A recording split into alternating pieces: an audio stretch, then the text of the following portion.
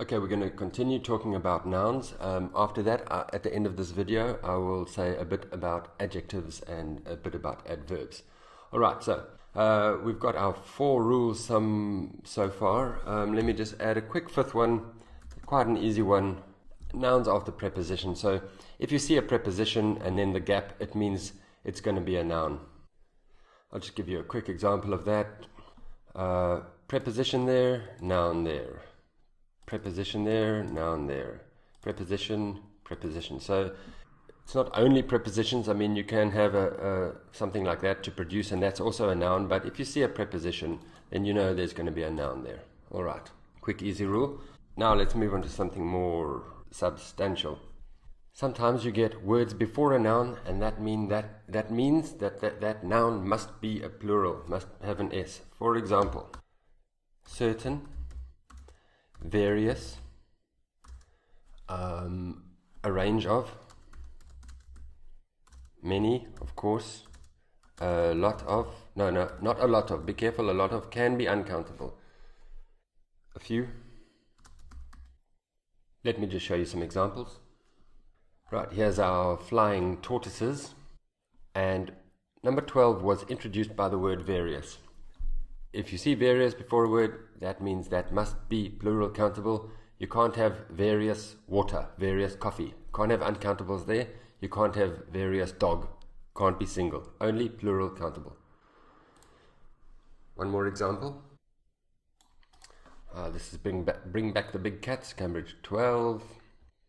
And in number 20, they had certain. So you can't have certain and uncountable or certain and countable. It must be a plural countable noun.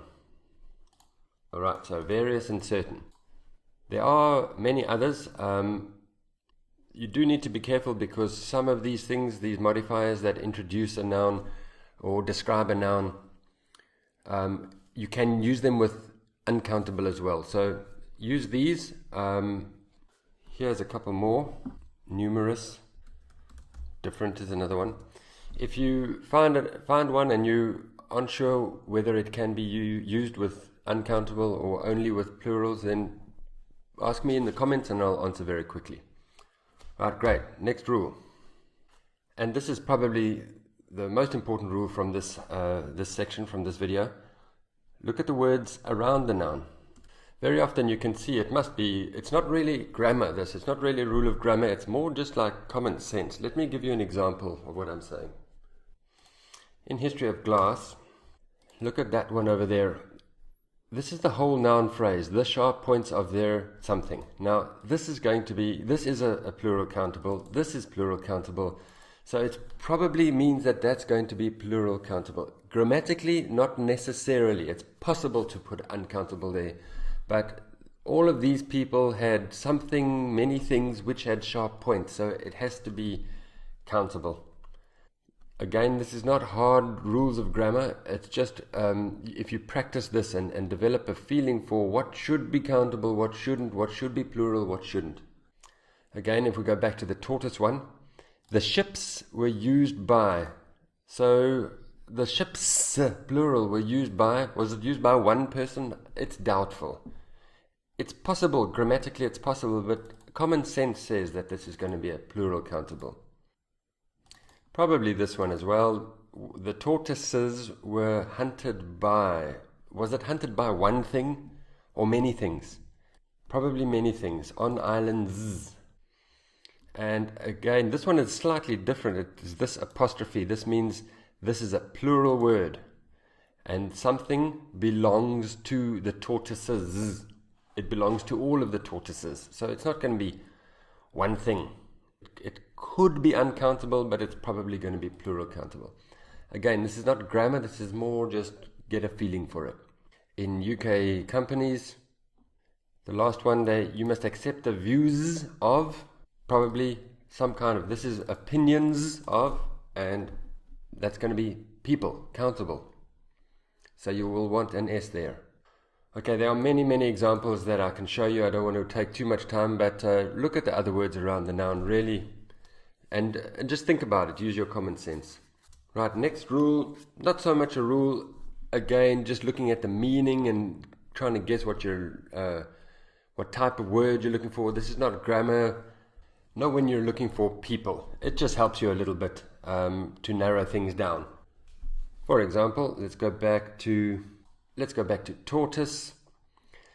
The ships were used by.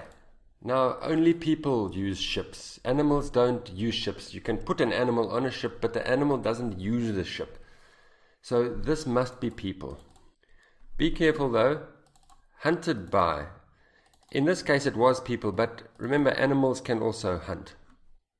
In history of glass, this one over here, only something knew how to make glass. So animals don't know how to make glass, trees don't know how to make glass.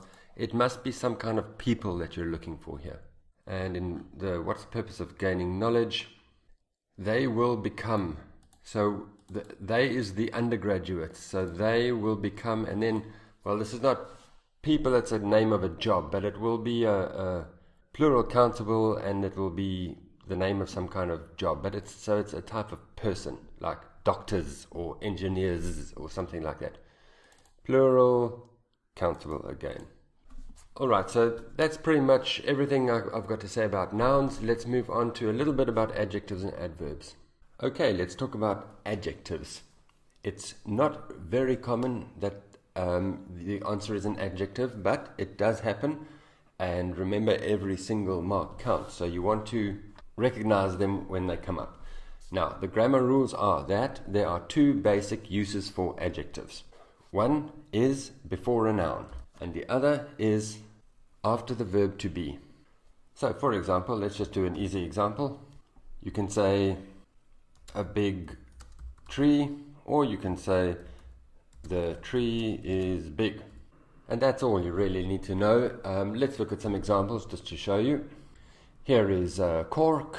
If you want, take a look and see if you can spot the three adjectives in this. Pause the video, see if you can find the three adjectives. I'll start with this one.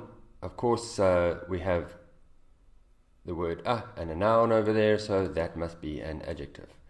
And the other two are there. There is our verb to be, and there is an adjective. So notice you don't have to have a noun here, you can have nothing here. The adjective can stand alone there. Some more examples. This was collecting as a hobby. Maybe pause the video, see if you can spot the adjectives. Right, this one didn't have anything before a noun, but it had to after the verb to be. That one there is the verb to be. Notice we can put an adverb in there if we want. And the other one is there's the verb to be. It was just the word be because there is a modal verb there, adjective. Alright, one more example. This was the reading 3 in the last test of Cambridge 12. And again, pause the video, see if you can spot the adjective. There is our noun over there, so this is adjective before a noun. It's nice when you see an adjective because usually there aren't that many adjectives in the sentence, so you don't have many choices. Alright, I'll actually do one with you and show you the actual answer from one of these other tests. We saw this in part 1 of this grammar course, Secrets of the Swarm. So can you see the adjective? And that's it over there. There is our noun. So that must be an adjective. We were in this honeybees paragraph. Let's look. A final choice and process. It was a process paragraph, so we were actually in this sentence over there. This is the choice, the decision. The process was there. So can you see the adjective? There it is over there. So democratic was the answer. So yes, it's nice when you can spot the adjectives because it tends to be a lot easier than nouns because there are usually less of them. Great. So that's adjectives. Then the last thing just quickly to talk about is adverbs. All I want to say about adverbs is after an adverb, you can have an adjective or a verb. So that's all you need to know. If you see an adverb in the questions, after the adverb, there's a gap after the adverb, you're either going to have an adjective, that should be an adjective, or a verb. Quite simple and very, really it doesn't happen often. But let's look at cork again. We had an add verb over there. That means this must be either a verb or a adjective.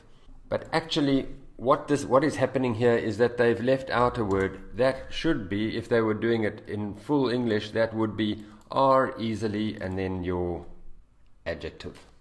So it's actually adjective after to be as well. And then the same thing happened here in collecting.